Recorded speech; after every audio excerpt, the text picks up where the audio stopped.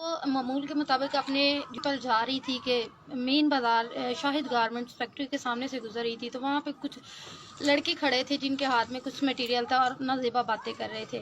मैं गुजर रही थी, उन्होंने मेरे पीछे से अबाई के ऊपर तेज़ाब टॉक्सिक केमिकल उन्होंने फेंका, जिसकी वजह से मैं भूखलाहट से ज़मीन पर गिर गई, जिसकी वजह से वो टॉक्सिक मटीरियल जो तेज़ाब था उसकी वजह से मेरा अबाया और मेरा यूनिफॉर्म झुलस गया। मैंने फ़ौरन से अपना अबाया उतारा और जिसकी नीचे मेरा यूनिफॉर्म था, यूनिफॉर्म भी केमिकल से झुलस चुका था।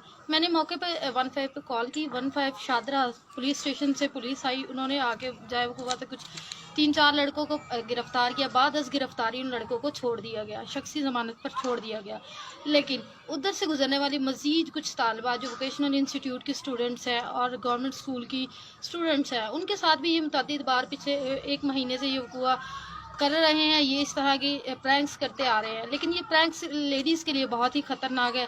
जो तलबात वहाँ से गुजरती हैं वो इस शिकायत को मुतअद्दिद बार अपने घरों में भी बता चुकी हैं और चौकी में भी कंप्लेन कर चुकी हैं, मगर इनका कोई सद्देबाब नहीं किया गया।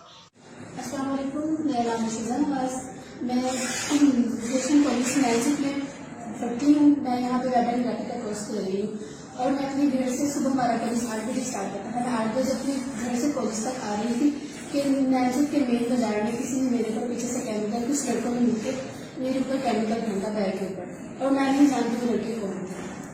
अस्सलाम वालेकुम, मेरा नाम अक्सर फातिमा है और मैं सुबह वोकेशनल कॉलेज में तलीम हासिल करती हूँ। मैं ब्यूटिशियन का कोर्स कर रही हूँ कि मैं सुबह अपने घर से निकली तो मेरे ऊपर शादी आगे मेन बाजार थी, उस लड़कों ने केमिकल फेंक दिया। मुझे नहीं पता वो 2 लड़के थे, उन्होंने मेरे पूरे बाइक फेंक दिया।